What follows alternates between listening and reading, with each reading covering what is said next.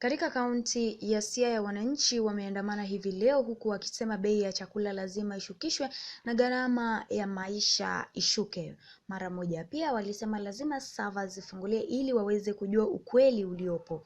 Wengi wao walikuwa wamepanda pikipiki na kubeba matawi. Katika baadhi ya barabara walikuwa wamechoma tires na kubeba mawe huku wakisema Ruto must go na lazima atoke Hague.